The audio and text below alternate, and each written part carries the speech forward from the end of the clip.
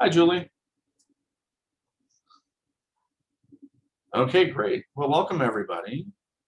This is the fifth in our CAG Town Hall series. We're happy that you're here with us again. Hopefully everyone is finding this informative.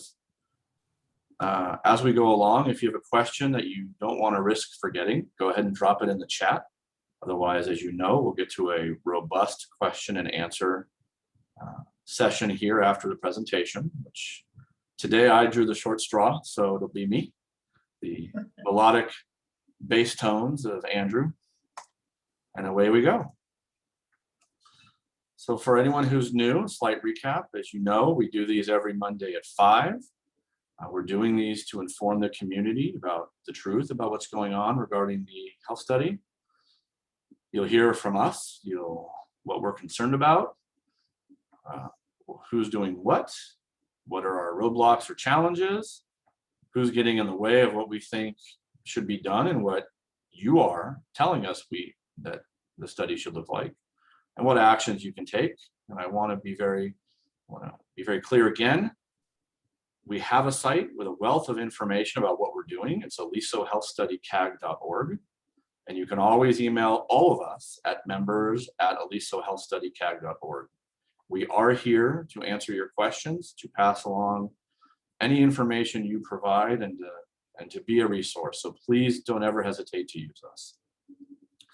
Okay, as I indicated, this is session 5. And today we're going to be talking about fugitive emissions, what we know, the CAG actions and concerns. Then we're going to shift into the radiation investigation with a sprinkling of the scientific evidence bins in there as well, and what we know, and again, our actions and our concerns. And I will share in this area.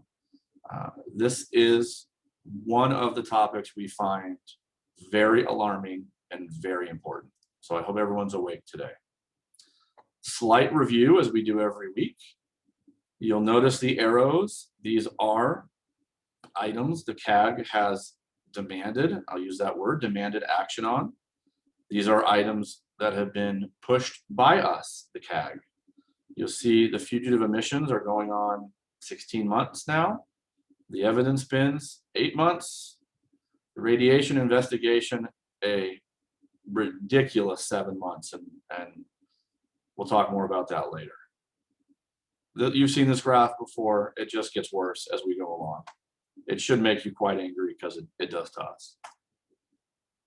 Fugitive emissions, why is this important? So the gas company tested the emissions and has not provided any the composition of all the gases, fluids, or the particles propelled during the blowout. Okay, this goes back to the chemical and substance list. As you know, the event was 118 days of unabated exposure, the largest methane and chemical exposure in history, 200 times greater than the volume of the Deepwater Horizon. I will tell you that is always the one fact about what happened to us that my mind cannot get around. Just how much volume material was expelled. It is dumbfounding. And an unprecedented combination and duration of polytoxins over a residential community. So again, a little more history. So back in 2016, Department of Public Health initiated the ambient air quality analysis study, which everyone calls, quote, the WIN study. This was conducted, and this is important, while Aliso Canyon was not being used. It was under a state-mandated moratorium, no injections or withdrawals, and it was the lowest known capacity and pressure. I want to make that and emphasize that point. At the lowest capacity and lowest pressure, there is the least amount of physical properties, physics, that would perpetuate a fugitive emission. Again, high pressure moves to low. High pressure gas in the rock will always tend to try and find a way to low pressure. Okay, it's like water going from high to low. It's unrelenting that water will try to find the lowest spot. High pressure and low pressure work in exactly the same way. Okay? The study identified that ongoing fugitive emissions of methane and carcinogens such as benzene, okay, above the minimum levels. Okay, this was the WIN study. The study concluded there is a need for further investigation. By now, that phrase should jump out at you, because it seems that every single study DPH has any involvement in just comes up with the conclusion that more investigation is required. This study was released to the public 2.5 years after it was initiated. I will point out that this study was asked for by the CAG and by others, and not given up for a long time before it suddenly made its arrival in October of 2018. The community was not made aware in a timely manner, and no follow-up study has been done. If I recall correctly, this study was given to the Port Ranch Neighborhood Council instead of wide outreach and publication to everyone involved, everyone affected. So what do we have here? Post the Saddle Ridge fire in October of 2019, and we all remember that really horrible fire. A fugitive emissions fire, which a lot of us will call the burning bush fire, and you'll see that in a minute, burned for multiple days before being extinguished. And it was extinguished by placing dirt over the hole. Okay. A 5-agency task force, was investigating. Public Health, the LA County Fire Department, Hazardous Materials Division, the AQMD, CalGEM, and the CPUC. 16 months later, although the CAG received direct updates from this group, we did have, I believe, 2 meetings with this task force. They never confirmed the source of the fire. The agencies relied on samples in terms of chemical composition and any danger thereof by samples collected and tested by SoCalGas. And we challenged that policy, that procedure, and the PUC indicated it is their policy to accept that unless the conclusions, I guess, are so outlandish. Their view is we're just attorneys. The polluter knows best. So they'll tell us whether or not there's an issue here. And now I'd like to take a moment and play 2 videos for you. I'm actually going to play Jason Marshall's first. Hopefully you all can hear this, the volume. If you can't, give me a thumbs down or something. We'll see what we can do.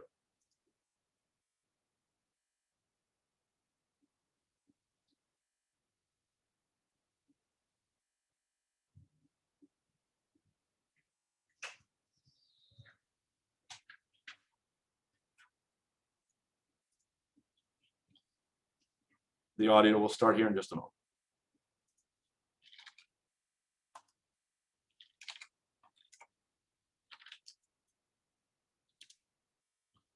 Oops, sorry about that.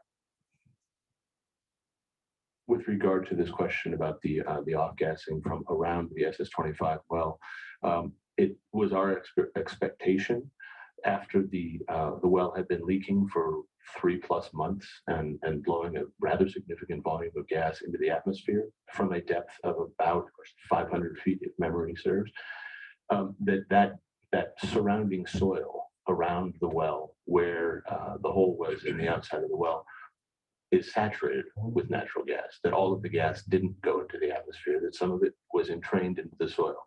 And it was our expectation that that would continue to leak. It was something that we tried to build in to our expectations of how much methane would still be seen by monitors after the well was plugged back in early February of last year, mid-February of last year. So we could have a clear understanding of whether or not, when the well was plugged, whether it would be expected that there would still be some methane coming out of Apologies. the ground. It was, and our expectation right now, our understanding right now, is that the recent rains saturating the soil are pushing the methane out. All right, so what to take from that video before we watch this other one? Deputy Director of the California Department of Conservation has indicated the soil in and around the SS25 well pad is saturated and will continue to off gas basically for an unknown amount of time. Okay, just remember the soil adjacent to the SS-25 well pad. That fact will be important in just a minute.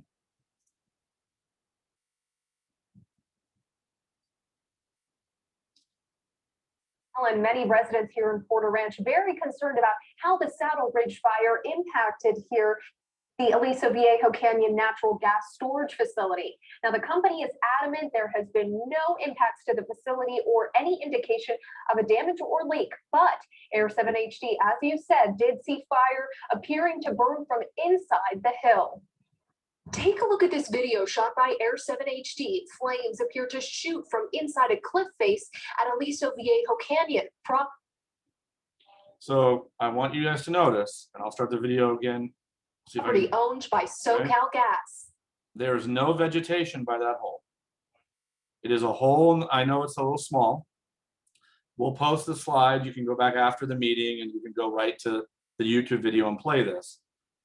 But I want to point out, there is a hill of dirt here. There's no vegetation. And there is flames coming out of the hole. Typically, a hotspot this size wouldn't be troubling after a massive wildfire. This land was scorched by the Saddle Ridge fire just last week. But this flare-up is in the same location where a massive gas leak happened in 2015, and nearby residents are worried it could happen again. Air 7 went back to the same spot just a couple hours after seeing this fire. The flames were out, and the hole appeared to be covered by dirt. Firefighters say they put the fire out around 1 p.m. and say there's no indication of damage to the company's active natural gas infrastructure. Okay. I know that was small, and I apologize for the size, but what do we glean from that? It is a hillside of dirt. There is no organic material, and there is a flame coming up out of the ground for multiple days. So I hope everyone's with me. Okay. But using infrared technology, So here's a map. It's a little blurry, I apologize. There's a lot to talk about on the screen. This is the source right here of the fugitive emissions fire. Okay. Over here is where SS-25 is. You can see they are not adjacent. They are not close. That is a salient detail. If you recall from the video, Jason Marshall talked about the soil around SS-25 being saturated. This is a very significant distance away from SS-25. And yet there was something coming up from the ground that was ignited by the Saddle Ridge fire, and enough of it to burn for days on end. This slide also shows you a couple of benzene measurements, which are very important. The blue ribbon here indicates a benzene level of 1.3 ppb, which is elevated, and a corresponding benzene reading taken at the park, ET Park or Porter Ridge Park, also elevated. Okay, these readings were taken on the same day, if I recall. Craig, you can just nod. Perfect. I want you to take notice of the green, which I'm hopefully circling with my mouse here. Hopefully you can see that. 4 days earlier, a benzene reading of 88 was taken at the site of the ground fire, and notice no green ribbon at the park. That is because there was no measurement taken in the community. If you believe there is a correlation between the blue ribbons, then one must assume some level of correlation between this 88 ppb and something in the community. And I would stress already 1.2 is high. Anything in this vicinity would be, in my view, catastrophic. And I'll take a moment. Dr. Nordella, if you would like to speak about these particular levels of benzene and how dangerous they are or are not, with that, if you'd be happy to jump in here for a minute. Sure. The government in California allows 1 part per billion, and it depends on your time of exposure. So they break it down into 1 hour exposure and then into a 8-hour and then lifetime. But the issue here is that both of those are elevated. Now, I don't know the time frames, but 88 is very, very concerning, along is the 1.3 and 1.2. All right, thank you very much, Dr. Nodello. Don't go anywhere, I might need you again. So moving on. What were the results of the investigation? I probably could have put investigation in quotes because I don't know whether we think really a good investigation was done. So according to the gas company, the leak site was not close to well SS25, which we just showed you is in fact the case. I want you to remember that. The leak occurred away, this is from the gas company. The leak occurred away from all well and pipeline infrastructure, okay? They claim there's no adjacent pipeline, pipe that could be leaking and no old well that could be leaking. This sure seems to be something right out of the ground, which one, at least for me, could only assume is a leak of storage gas. Because where else could it be from? They compared this release and ongoing releases to the La Brea tar pits. And I can't imagine living near the La Brea tar pits because it stinks.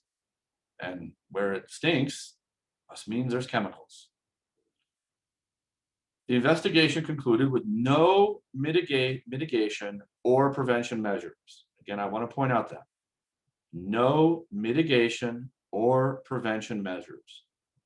It just happened and so be it, if I may paraphrase. Our only conclusion, and I think any reasonable or logical person would come to the only conclusion that the emission was uncontrollable and unpreventable. This goes back to the overall danger this field poses to everyone living adjacent to it. I want to also point out here at the bottom, SoCalGas and Public Health, since they're not really acting with any urgency on this topic or any other, and the other regulators like the CPUC certainly don't seem concerned with these emissions occurring and entering the community. I know none of this will be a surprise to anyone who's on this call. It does not make it any more damning or any more infuriating. Now let's segue a bit to the radiation investigation and what we know. And I told you there'd be a sprinkling of evidence bins, and here we are. As some of you will know, there were over 180 scientific evidence bins, as we are calling them. These are large semi-roll, bin, large containers, just filled with material, requiring a semi-truck to haul them away. 31 of these bins, and I think this is what gets us, kind of really chaps us the most. 31 of these bins were removed right after the blowout was actually capped. And I don't think anyone really knew that. So if you were going to remove bins quickly, we sure believe you'd be taking the worst of the worst, because otherwise, what's the urgency? The CAG hoot and hollered about what these were and demanded any information related to them be provided, not just for us, but to the public. What was given to us was only generic, and I say generic because this is, as you can see on the next bullet point, what they indicate.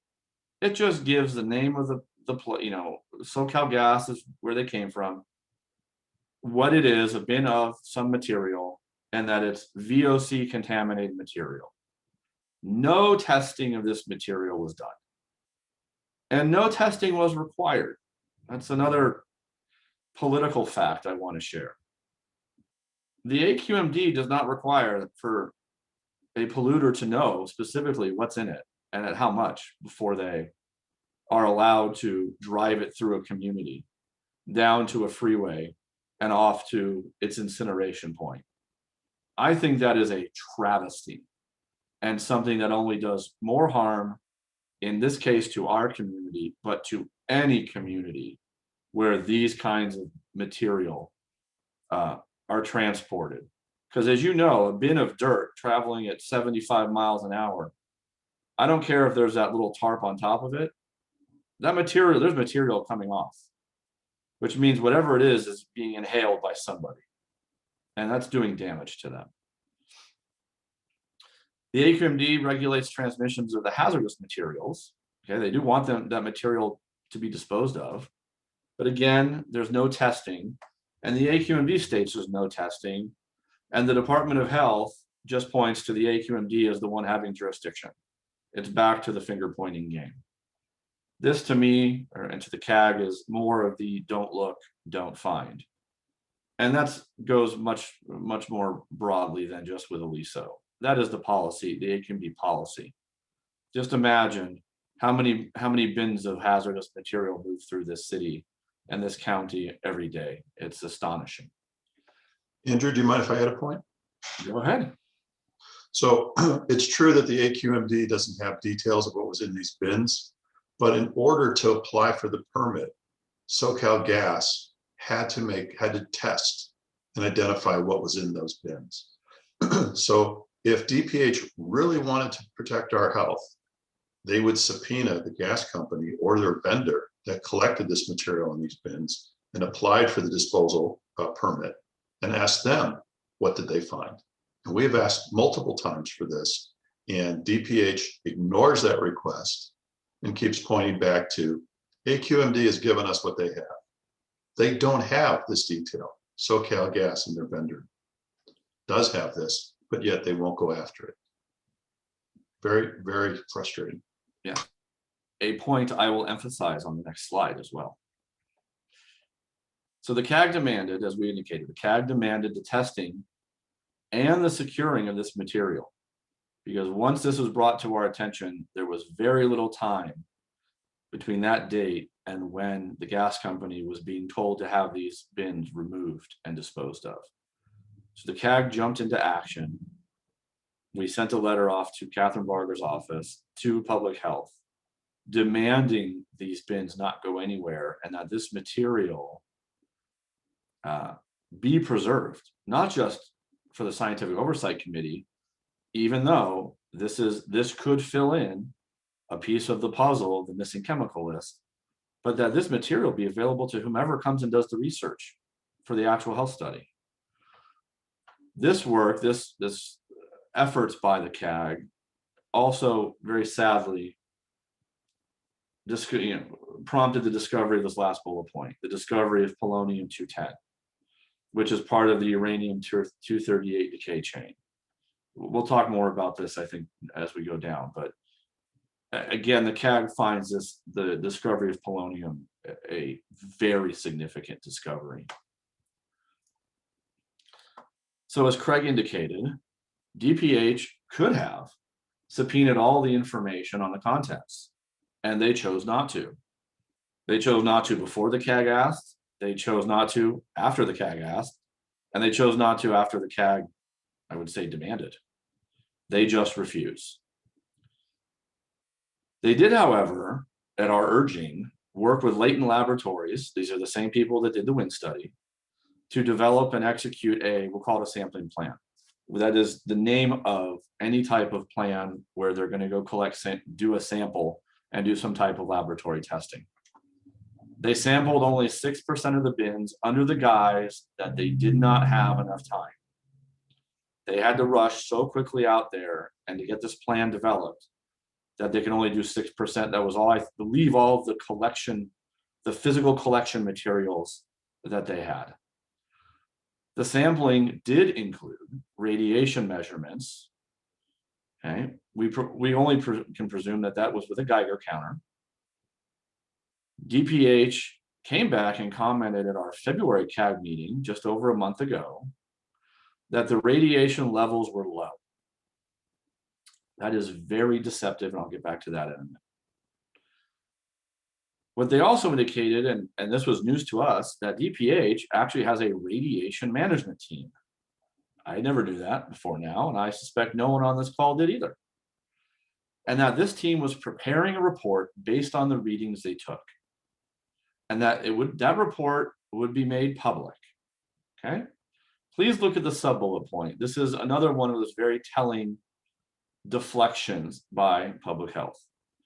Charlene Contreras, who is now a pretty significant face in terms of the team regarding the health study, said at the PRNC meeting, the Porter Ranch Neighborhood Council meeting, we expect to publish this report next week. Please look at the date that she made that comment. December 14th, 2020. Almost 3 months ago. So far, 7 months has elapsed from the initial testing to this meeting today, with the sprinkling in between of we should be ready to issue the report 3 months ago. 3 months more have passed and still nothing. This is the MO of your public health department. Why is this important? What is it and why is it important? So the reason we find the polonium, at least I'll speak for myself, polonium so important is not because if I stand next to a particle of polonium, it's emitting so much radioactivity, I feel my body is going to be harmed. From my understanding is, I'd like Dr. Nadella to speak in a minute. Polonium is not super harmful in that way, but the discovery of polonium means that the volume of radioactive material, whatever that looks like, we already know uranium-238 is present, and we have all these bins of dirt up on the hill, okay? That if there was already, let's say, 100 pounds of radioactive dust with just uranium, the existence of another radioactive component means there's more material. There has to be more material. And more material means more opportunity for this dust to be blown via the wind into the community and inhaled. And a particle of polonium that is inhaled into your lungs is incredibly dangerous. Even if that same particle was laying on the ground next to you, was not really dangerous at all. And that to me is what is critically important, is that there's material that if you breathe it in, among all the other polytoxins we've been talking about, this is really nasty stuff. And I want to point out, before I'm going to bring in Nordella right after this, I want you to look at this point right here. Oop, shoot. Radiation levels low. This is another thing that was another issue regarding chemicals in our community, and another instance where public health's reaction is basically nothing to see here. Nothing to see here. Don't worry about it. Never, other than the CBC results, never have they come back and said, you know what, this is really, really concerning and we need to look at it. Or, you know what, the public should be really alarmed by this. It's as if nothing could happen here that could ever possibly alarm them.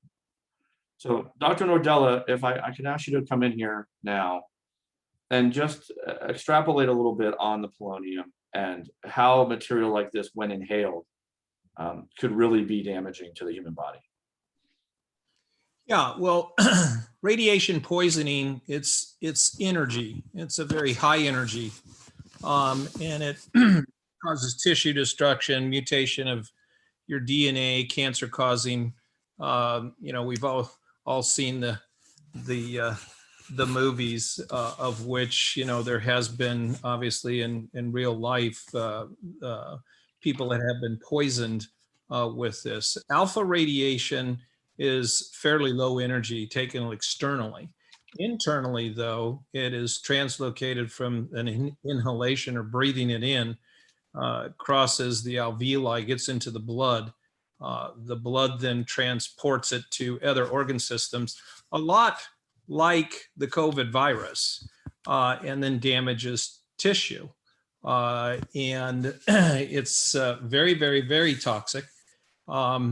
All drugs are toxicity are measured on the clinical effects per unit weight of a medication. So much mass has so much killing power.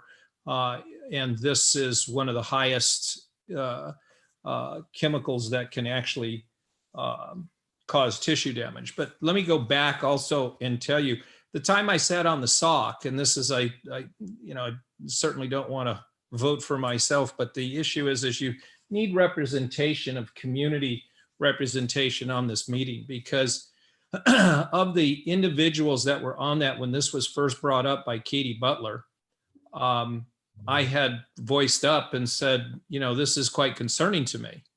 And I had a chance to run it by numerous physicians as well, and they were very concerned too.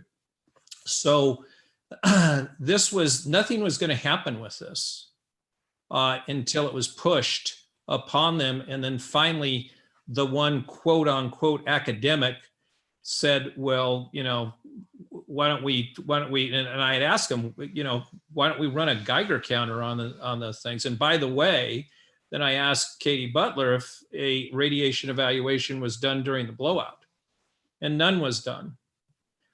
She then disclosed that the Department of Public Health has a subgroup within them that does radiation evaluation. So they called them in, and it took them a very short time to evaluate, but yet it's taken, as you stated, numerous months here to get the report, of which a verbal has been given. It's like, don't worry, we'll have that report to you. But, I just don't feel comfortable with the individuals involved to rely or hang my hat on that data that they're going to present to you.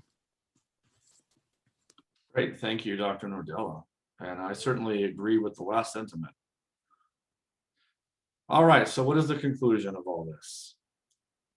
The CAG, as we've been doing, and yourselves, the public, need to demand more transparency. Transparency, transparency, transparency. Public health the report needs to be published, finally released. And the health study must include an investigation of the disbursement of this material into our communities. We have been pounding the idea of looking at our soil, looking at our water, looking at our vegetation, because those things can all point to what was dispersed in our communities, not only during the blowout, but afterwards. We must focus on the people. We know that's what you want. We echo the same feelings. This must be around the people. And Julie, we're almost wrapped and into Q&A. Can your question wait to Q&A, or is it something urgent you want to ask now? Q&A is okay? All right, very good. I see your hand. So we get back to our, a couple of our kind of famous graphs at this point. Again, the fugitive emissions. What have we been talking about? Subjects that the CAG has been pushing for a long, long time. Over a year on the fugitive emissions. We're pushing 2/3 of a year on the evidence bins and the radiation. The community deserves better.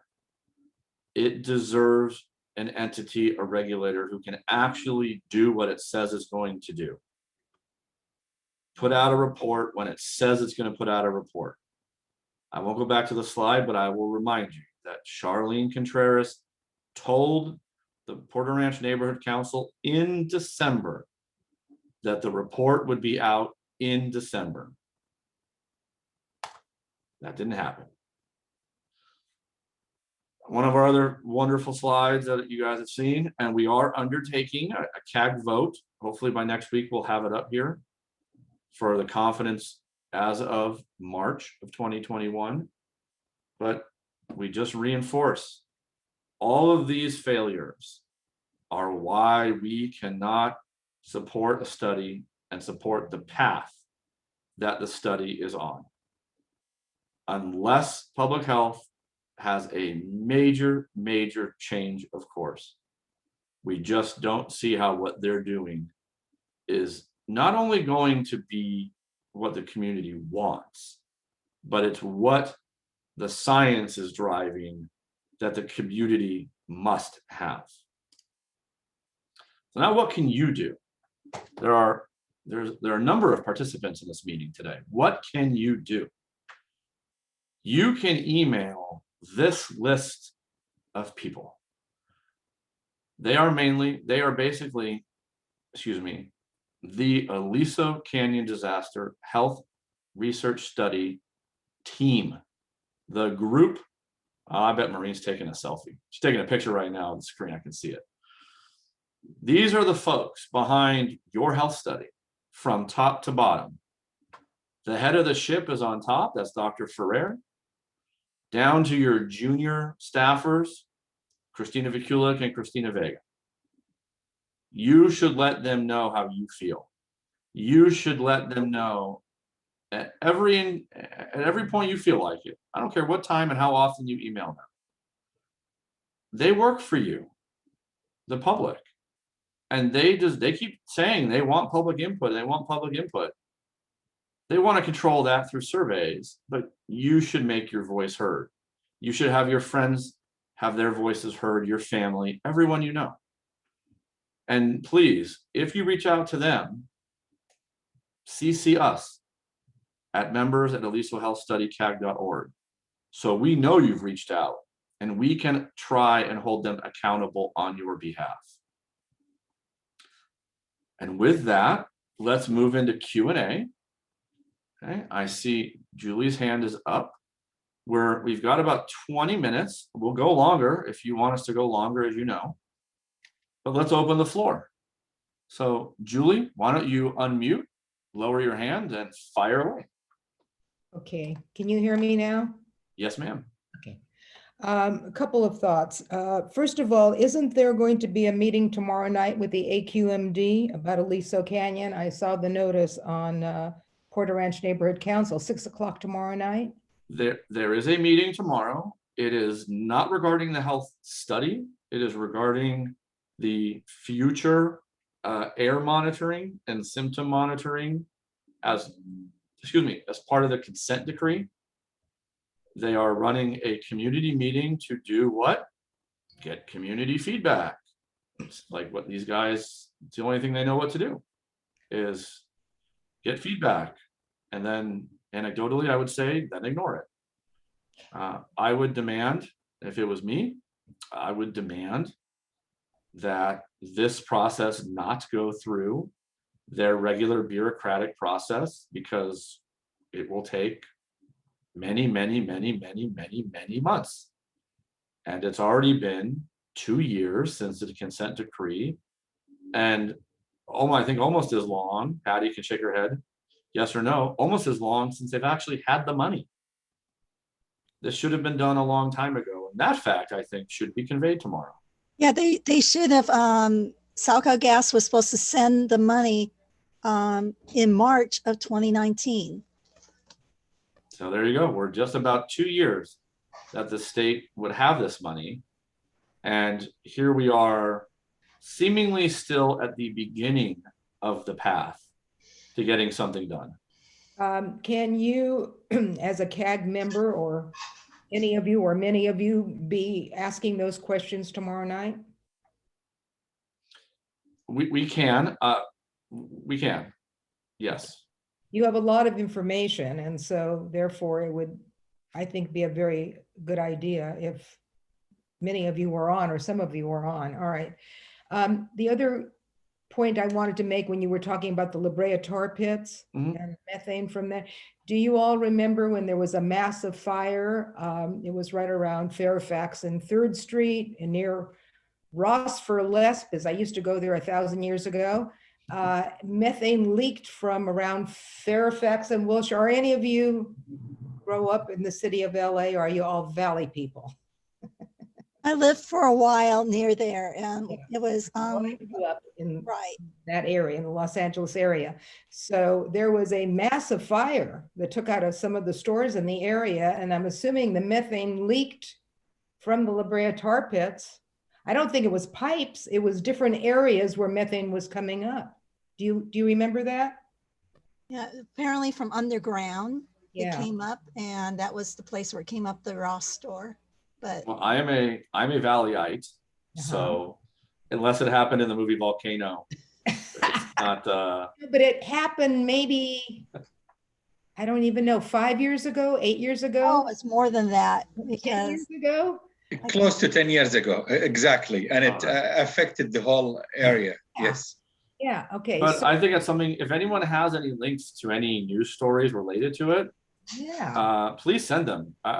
Certainly something to read. You never know where these correlations may exist. Right.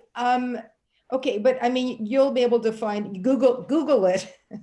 1985. Oh, 24th, that's quite a while ago now. I right. didn't think it was a few years ago. My, how time flies when you're having fun.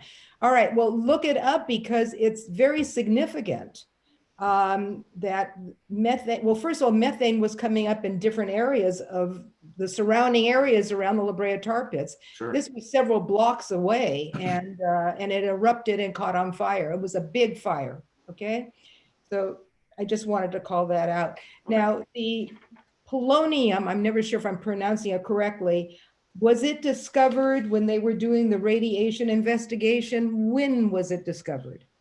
So it was discovered in the soil as part of the soil tested of the 6% of the bin, the evidence bins. Okay. That's how they discovered it. And I didn't include it in the slideshow today. If you want to Google uranium 235 decay chain. Say it again, repeat it, uranium. So uranium 35. 238, I think. Oh, okay. Uranium 238 decay chain. Decay, okay. Decay, DECAY. What you're going, Patty put it on. Oh, never mind. Patty put another article on. Okay, what you're gonna see is an element that starts as uranium ends as, I believe, lead. And you will see all the different elements it will become from start to finish. And polonium is one of them. Okay, radon is another nasty one. Okay. Just look it up, and there's a chart that will show not only the different elements along the chain, but how long it will remain that element. It's called a half-life. Okay, this may be a question for Dr. Nordella. Are there studies done about polonium? I can't even pronounce it. Polonium. Perfect. And the type of cancer it produces. Is it liver cancer? Is it bladder cancer? Is there any studies on that? I'm sure there are. I don't have them committed to memory, but I don't know if that's what we're concerned about or should be concerned about with that right now. I think it's more so is just making people ill generally overall. But yeah, there are organ systems that affect, but again, I apologize, I don't have it committed to memory. But don't forget that again, no evaluation was done at the time of the blowout. Rock holds all of these. Uranium 238 is where it starts and then goes on down. But it's all buried under there. Then you frack it, you put it under pressure, you mix it in with oil, and then you blow it out into this mixture that then you sat in a shower of. And then we just happen to collect it at the bins. And one term I want to use, and I think it's very important that everybody start understanding this in the community, and it's called willful negligence. And all behavior of people doing what they do point to this. I mean, I cannot tell you how many issues of not investigating, we call it don't look, don't find, don't tell. To me, it's just willful negligence when you don't look. You also have other reports of fugitive admissions that were documented in the Gis-Heel study that took 2 years to get from Department of Public Health and was released behind closed doors to an individual in the community, despite the fact that people had sent in a request for a Public Records Act that wasn't being released there, was being released privately. And that then, after everybody screamed and hollered for 2 years, that became then public. And in that report, it documents, and I've read it very, very deeply, is that there had been proof of fugitive admissions, of which recommendation follow-ups were made and nothing was done. Again, willful negligence, not doing the appropriate due diligence. Okay, All thank right, Julie, I hope that covers it. We've got a list of hands now. Yeah. If I can, I think I've got the order. So let's go. Andrew, Mike, can I jump in real quick? sure, quickly if you can. Yeah, real quick. On that fire that Julie's talking about, it was a gas explosion at a Ross Dress for Less store, killed 23 people and a couple were missing. And that was believed to be an explosion from a gas field that had been abandoned years prior. you. And I bring that up, I explain that because even if Aliso is shut down at some point, it would be very important to make sure that all the gas is removed so that the same thing doesn't happen a decade later. Great points, Brian. Okay, let's move along. I think I've got the order. Mike Benedetto, I think, had the next hand up. All right, can you hear me? Yes, sir. All right, so, and I apologize for not being too on top of my next question, but you know, I've had 3 eye surgeries, so excuse me. This is a question for Dr. Nordella and Andrew and Craig as well. But is the document that you did not want to sign exclusive to you, or there are others who didn't sign it? Or what was the deal with that? And was that similar to the document that the CAG was supposed to sign as far as like ethics and conduct? And we basically refused to sign that as well. So Craig, you want to comment on that first? Just really quickly, Mike, the document that Nordella was asked to sign was far more reaching than anything that we were encountering. Far more. Go ahead, Doctor. So, yeah, so I did not sign it and Dr. Sistrunk didn't sign it. There was a third party. I don't know who that was. And I think they finally rolled over and signed it.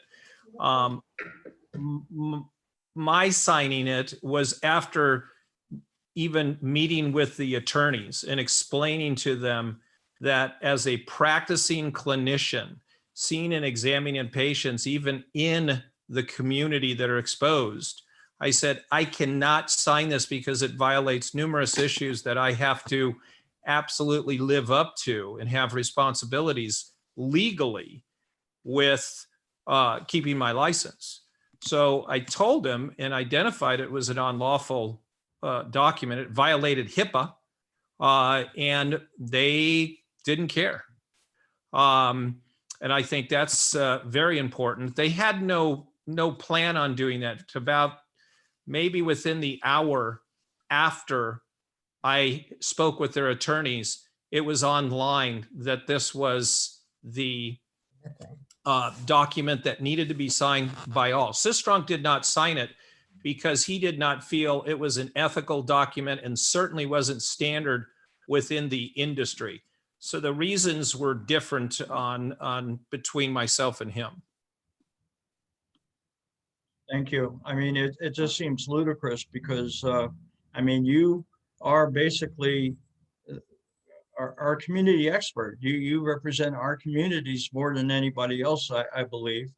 I think that's fair to say. And it's just a shame that they got to like catch you in a catch-22 and keep you from doing what you needed to do.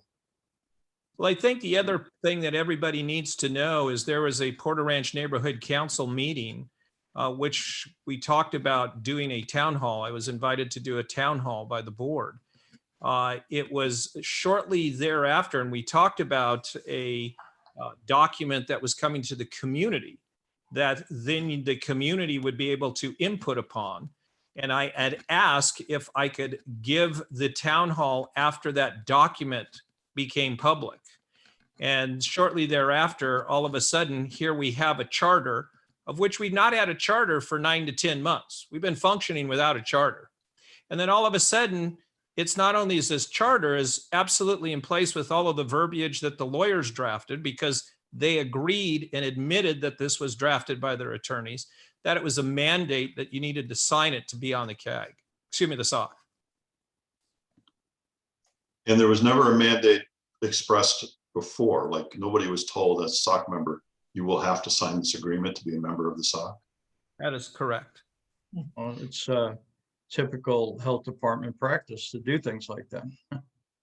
Yep. All right, thank you, Mike. Let's move on. Maureen. Oh, Maureen's on the phone, but I was going to call Maureen next because I know her hand was up. Let's, Helen, let's go to you. We'll come back to Maureen. Okay, hi guys. I'm calling you. I'm in San Diego right now, and actually I'm in Costco. I'm sorry for extra noise. I just wanted to let you know, I came here Friday evening. I had crippling pain in my bones, my legs, my body. And now that I've been here 2-3 days, honestly, all the pains is gone. I don't know if it's in my head. I don't know if it's the chemical in my body. I don't know what it is. I just wanted to let you guys know it makes that much difference. Even now, today, I mean, these days, not the blowout, right now. I just wanted to let you guys know that, and thank you for everything. I don't want to be on the phone too long because I know there's extra noise in the background. Thank you. Thank you for sharing. Helen, I need a big pack of Charmin, so I know you're a Costco. I'll look for it. All right, thank you for sharing, Helen. Karen? Hello, everyone. Hi, Karen. Thanks for being here. Oh, you're welcome. Question. Has anyone given any thought? I know I've discussed this with Brian a little bit. Have you given more thought, and I mean you being Dr. Nardella and the entire CAG team, to just elevating this and going over the heads of the Department of Health? We do have our Senator Alex Padilla, who grew up in Pacoima and in the Valley, who was a part of this whole experience. Why not elevate it to him? I mean, he's now in Washington. We have our, another local person who happens to be the Vice President of the United States. Let's just go over the heads of these people. It's unacceptable that you all have done such hard work, and your efforts and the blood, sweat, and tears of you on behalf of the blood, sweat, and tears of the community. And it's just absurd. And since we have those local Californians and one from right here in our valley, why not take advantage of that opportunity and go over their head? As far as I'm concerned, the Department of Health is fired. And I know that's a little bit bold, but at this point, why not be bold? So I'll take that one. Great ideas. There are members who are on today, and I'll speak for myself. I have been doing this long enough that I don't remember under which banner I had what meeting, but I will tell you that some of us met with a member of Kamala Harris's office when she was senator. This gentleman was an NC member, I believe at Northridge East, but I'm not 100% sure about that. We did have an Aliso meeting and it went nowhere. I would have to refresh my memory with old emails as to what we, what we talked about. Certainly it would have been about shutting down the facility. It may have been about federal money for a health study, but that might be, I might be misquoting myself there. So we have reached out. I will tell you that none of us will turn down a meeting with anybody. We will talk with anybody. I don't care how big or how small. to share our story and to try to get support. So I am open to continuing that, whether that be with Alex Padilla's office now. Though I will say that when Alex Padilla didn't do a whole lot before he became senator, the issues of political influence unfortunately only get larger as you go up the food chain. And I don't mean to be a pessimist. And again, I want to preface this by saying, I know the CAG will sit down with anybody at any time, and we will plead our case, and we will try to get this community as much help as we can. But may I interrupt? Sure, go ahead. Go ahead, Dr. Nardello. Share the story that we met with the two gentlemen, the two politicians with the group. Craig, myself. Oh, you're talking about Senator Hertzberg and Representative Sherman. Please. Well, it's 6 o'clock and I won't dive in super deep, but let's just say both meetings were highly unproductive. It was basically, in Sherman's case, it was, well, you do all the work, community, and I'll just sign my name to it and see if I can help you at the end. But without there was no independent thought about what he could do for the community whatsoever.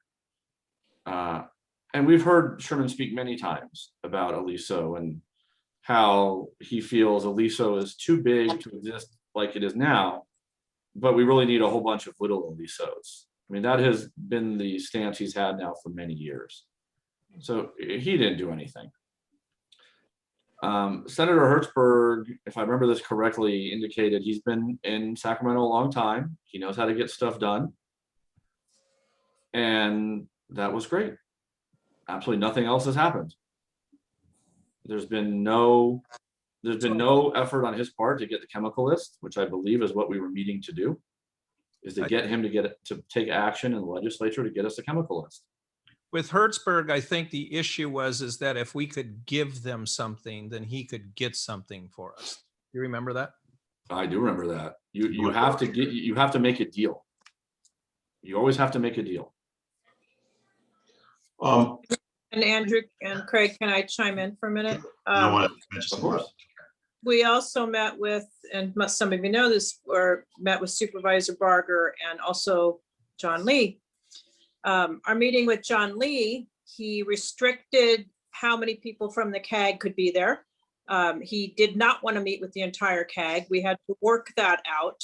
But in an effort to meet with him, several of us did. He spent the first couple of minutes letting us know that he was overwhelmingly reelected by most of the people of Porter Ranch. So we needed to know that. It was one of the most disrespectful conversations to the health and safety of people that I think I have ever been part of in a meeting like that. Essentially from the beginning, by that statement, it is my opinion, and I think of many of the CAG, that he was telling us, well, I'll listen to you, but what can I do? I was overwhelmingly reelected, so people really don't care. And which is amoral and immoral, and I would say evil. Supervisor Barger willingly met with us and agreed to have bi-monthly meet or every other month meetings with us. We've now sent 2, maybe 3, because I was the one that was writing those letters along with everybody else, to remind her and remind her office staff that you said you would meet with us. We had that meeting in November and mid-November. And to date, we have none of us on CAG have been contacted by our office to have those meetings. So our elected officials have abdicated their responsibility here, which is, very immoral. Okay, if I can add one more brief thing, Sure. in light of what you all have said. Some of you might have seen a television report the end of last week where there's a home in a junkyard home in Granada Hills. Yeah, That group contacted the Channel 2, I forgot the name of the show, probably about 2 weeks ago. And it's all over the news, it's all over Facebook, it's all over everywhere. So my encouragement to you all, if you're not camera shy, is you have well-researched, you've done your homework, you have excellent, you can give all of your where you stand to date. And I would say, take it to the tube, because this is just ridiculous. I can't believe how long this has been going on. October is 6 years since this happened. It's absolutely absurd. So if that group can get TV coverage within 2 weeks span of time, I'm sure, given the magnitude of Aliso, that you could get even far greater attention to this, and it would extend much farther. We are pursuing that. We are pursuing. I want to add one thing. Do you mind if I jump in here? Lori, I'm sorry to interrupt you, Lori, really quick. Karen, we identified with one of two things were happening with public health. Either they were incompetent or they were corrupted or on some other agenda. We recognize that from early into the process. In December of 19, about 6 or 7 months into the CAG's formation, we met with the Department of Public Health leadership because we knew things weren't going the right way. And one of the things that we asked of them was that they step aside and bring in the NIH to champion and oversee this entire study, because it wasn't going well from the get-go. Dr. Ferrer, who you see on handling the COVID issues, she's the head of the department.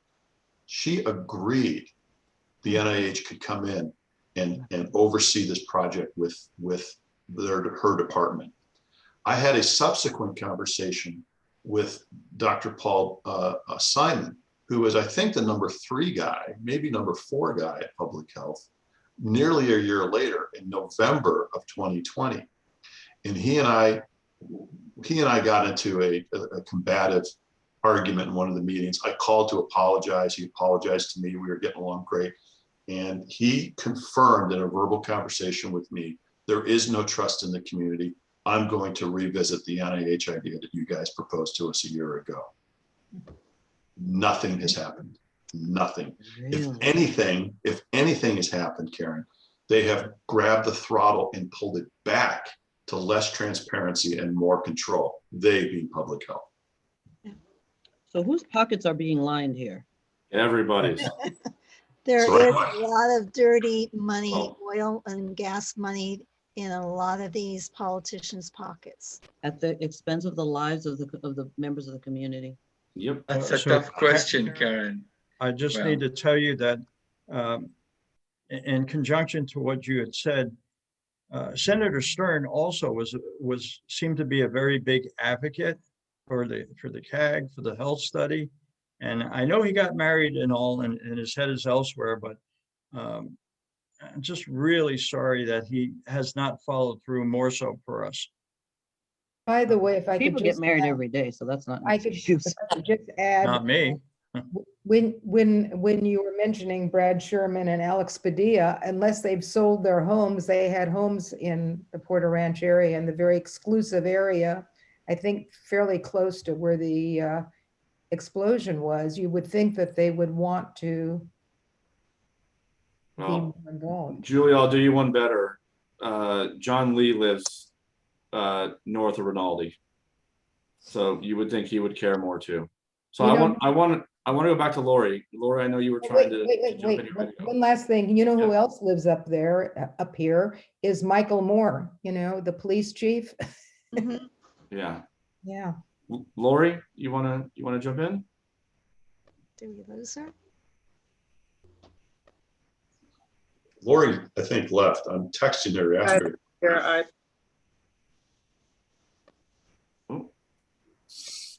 Okay. Well, Assad, did you want to add something?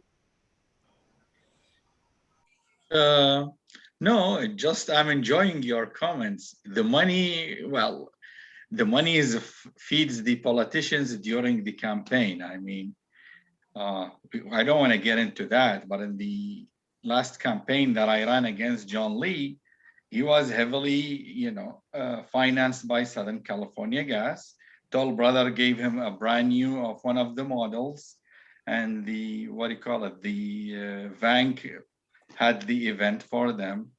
Dr. Lindquist and I fought very hard because I think we're the only two who want to shut it down. But politicians always make you promises and then they disappear. I agree with you. We need to put forth.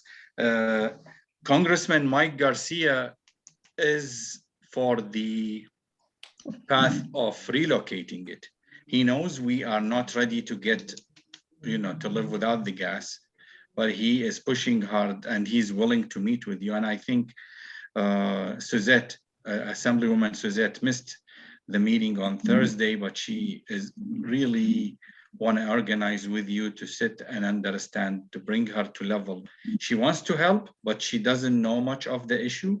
So we cannot blame her. She lives in Santa Clarita, but she wants to be educated and she wants to help.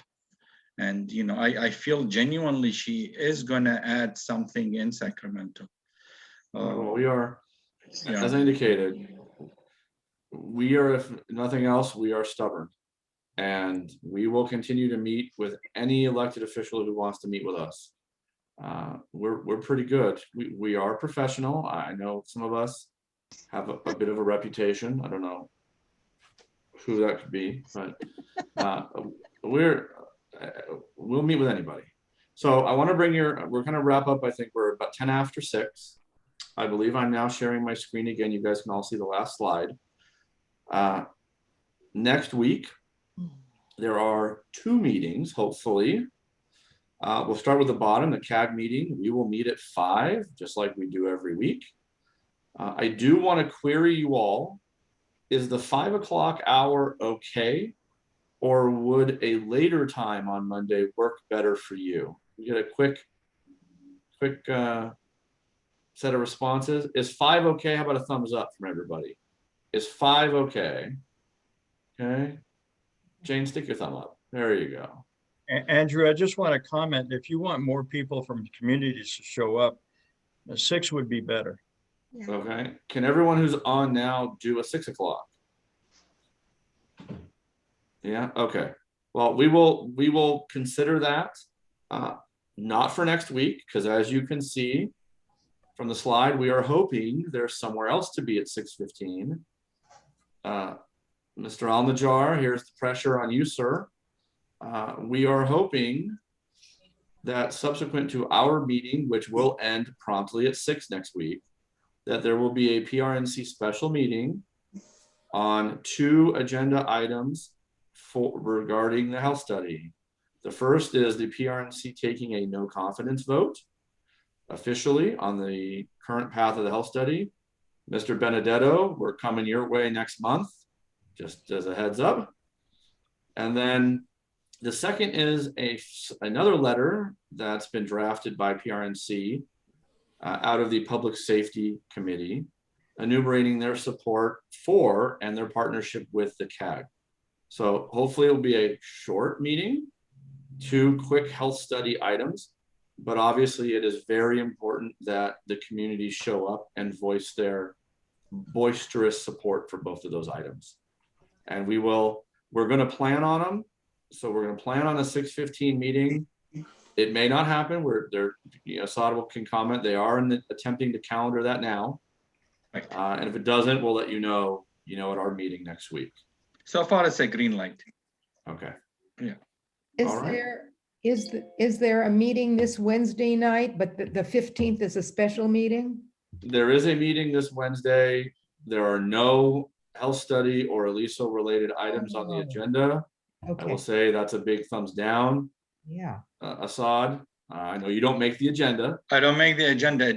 I know it's full all the way from 6:15 to 10 o'clock.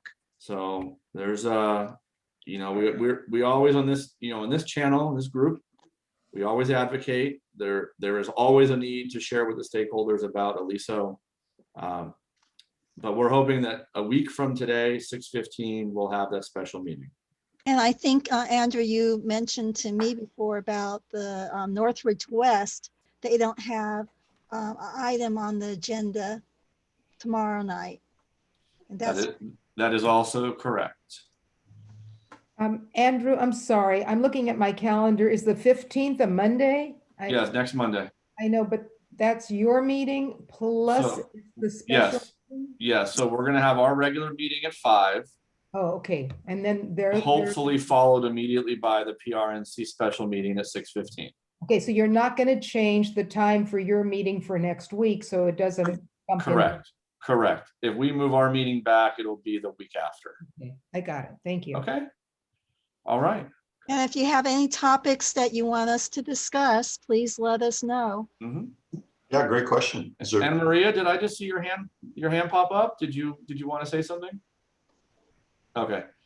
All right, everyone, if there's nothing else, thank you very much. Oh, Mr. Benedetto, go ahead. So at the beginning of this, Andrew, you mentioned that you've been swamped at work and didn't have time to work on this as thoroughly as you would like to. Well, let me tell you, you did a damn good job. Thank you. I agree. Yeah, I agree. Thank you. If I do too well, Craig will just never do it again, so. Hey, that'd be great. That'd be great. All right, everybody. Thank you so much for attending, and we'll see you again soon. Thanks. Okay. Thanks.